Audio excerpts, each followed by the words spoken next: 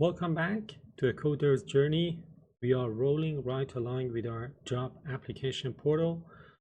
I just wanted to make sure you have watched the previous episodes, specifically episode number 5, where we made our form smart by adding dynamic conditional fields. If you haven't seen that yet, I highly recommend you go back and give it a watch, as it shows you how to handle complex UI logic. And just a heads up, as always, the link to the complete solution file is in the description below. In case you need to catch up on the code. Today, we're taking a huge leap in terms of look and feel. While native HTML inputs work fine, professional apps usually use UI libraries. So we are going to learn how to create custom input components and integrate Formik with two heavy hitters, Material UI and React Select. Let's talk about these. When you use a library like Material UI, you can't just throw a field tag around in your form and expect it to work perfectly out of the box. These libraries often have their own internal state and event systems. Now, to bridge the gap, we create a wrapper component or, several wrapper components. Formik's field, the component which we have been using, this one passes two special props to these wrappers. The first one is going to be field, which contains the big four, items, so name, value, unchanged, and unblur. And then the form, which gives us access to the overall form state, like errors and touched. By connecting these to a custom component, we ensure Formik stays in control of the data while the UI library handles, the pretty pixels. Now, first we need to add the, Material UI library to our project.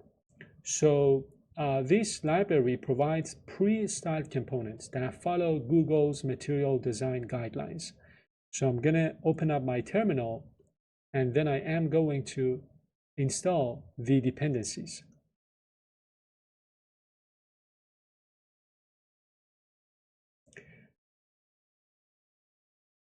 Again, remember, we aren't just installing one package, we're installing Material UI material. This is the core library, but it relies on Emotion as it's a styling engine. These dependencies allow Material UI to handle themes, responsive design, and CSS and JS logic under the hood. Once installed, we can import things like text field or button that look polished right out of the box. So with these installed now, the next step for us would be to, start creating our wrapper components. Again, instead of manually wiring every Material UI input in our form, we're going to create a reusable wrapper called Formik text field. This makes our code modular and dry. Don't repeat yourself. So what I am going to do is to, create my wrapper component inside of a folder. I'm gonna create it inside of the same, component folder, and I'm gonna call this Formik text field.jsx. And then I am going to, write the code for this wrapper component. I'm going to import React and text field. The next step would be to create the component itself.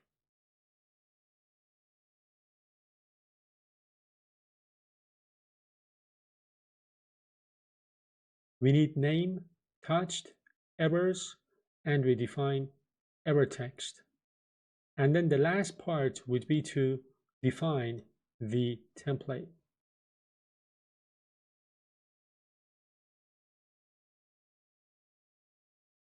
So let's talk about the code here. Again, notice the props, field and form, these two, right? These are injected by Formik. And then we spread field into our, component, into our text field. This automatically handles the value, unchanged, and unblur handlers.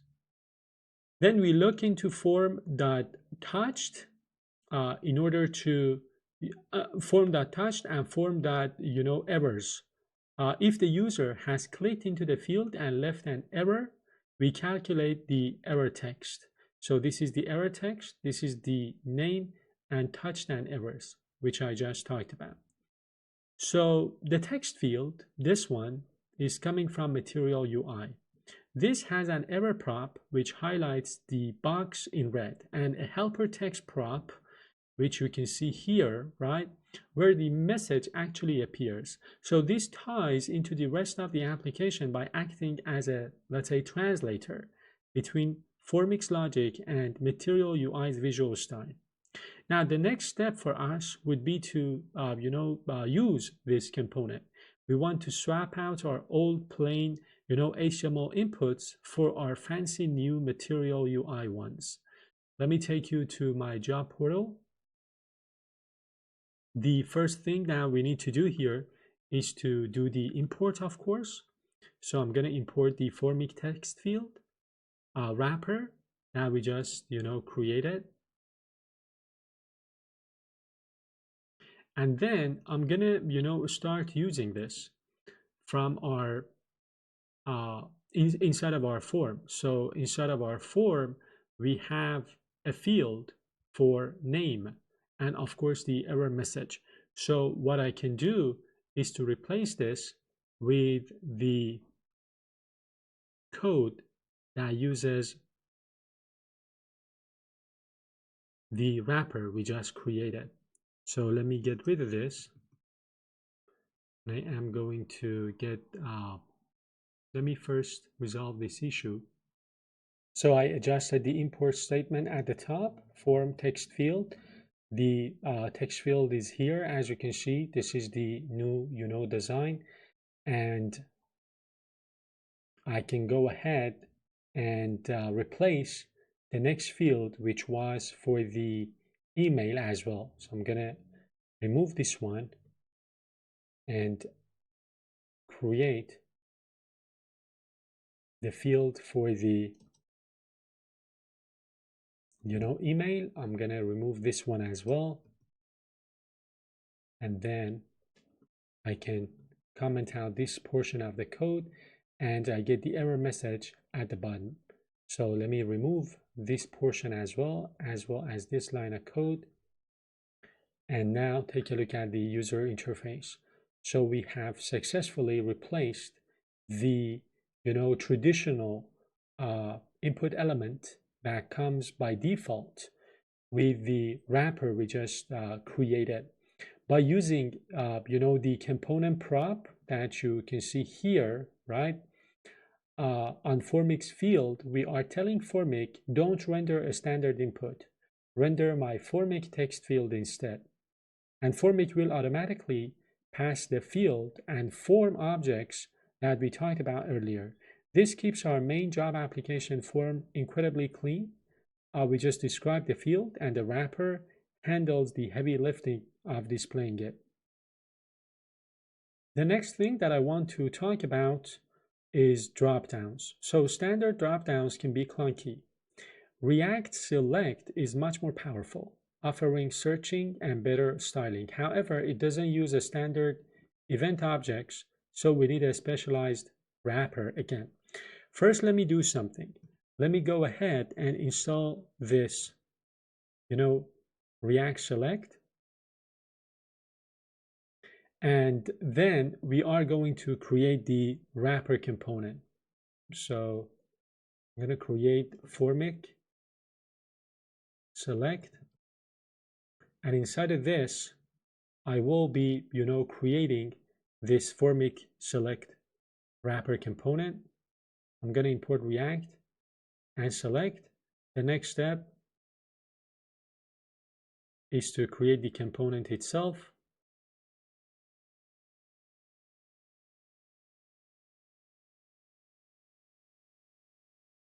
And then the next one would be get value.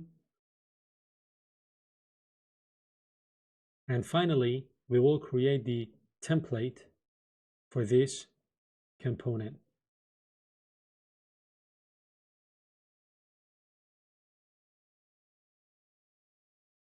So let's talk about this before we move on and use it in our form. As I told you, React Select is a bit unique because its unchanged returns an entire option object rather than a simple event. So in this component, we are using set field value. I'm talking about this portion, by the way. Set field value to manually tell Formik to update the field name with the specific value that we are passing using our option. Then we have the get value that I pointed out. This is used to map Formik's string value back to the object format that React Select expects. And then we manually trigger form.setFieldTouched on Blur. So this ensures that if a user clicks the dropdown and leaves without picking anything, our YOP validation still catches it. This is the portion that I was talking about. Now let's talk about using this. We're going to use this inside of our form where we are rendering the location. So we have this preferred location, New York, Toronto, and London. I'm going to take you to the job application form. So let's talk about replacing this portion with the new component that we just defined.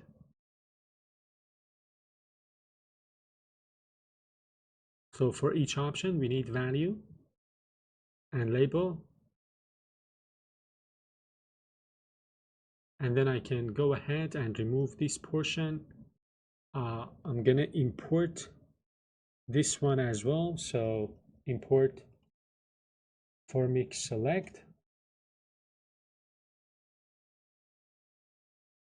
Let's take a look at the location one more time. So take a look at the user interface now. I'm going to remove this portion as well. And we can also remove the label, or we can keep it there to render the preferred location. So take a look at the user interface. This is how we define this wrapper component and how we use it inside of our form.